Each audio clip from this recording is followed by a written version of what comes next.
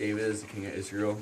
He was born in 1040 BC and lived till 970 BC. He conquered the once though unconquerable Jesuit fortress of Jerusalem.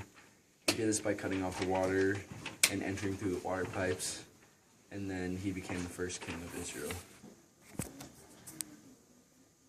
Alright, while David was king, he named the Jerusalem capital.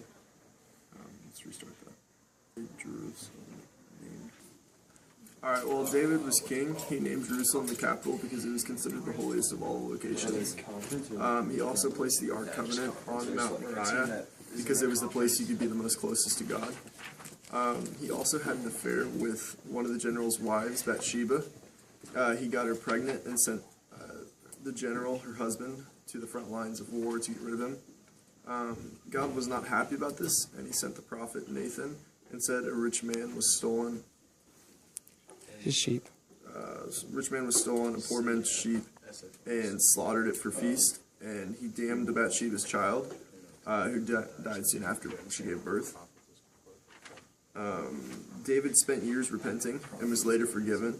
Bathsheba then gave birth to another child who would later be known as Solomon.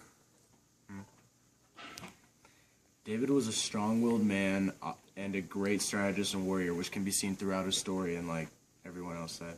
And although he made some mistakes, he's always considered himself a man of God. And a lot of people like to focus on that warrior aspect of him and, fighting for God, but when all of his accomplishments are considered as a whole, his spiritual greatness is something that shines over all. And his foremost drive, like he had in his life, was to have a relationship with God, and that's just a glimpse of the beauty of his soul that we see. I don't know what to do.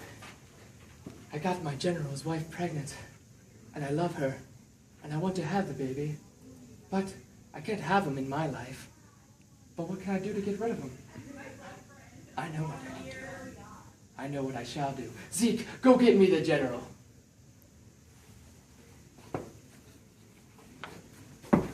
General, you've been a great warrior for me. And you're a really great warrior. And that's why we need you to go to the front lines and fight. And if you die first... Anyways. If you die first, it's only because you fought the hardest, okay? So good luck.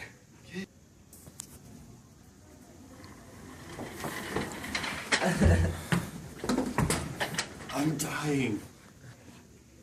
Sir, the general has died. Yes, the general died. Now I have Bathsheba all to myself, and I can live my life the way I hope for. Or so he thought. David ruled for 40 years.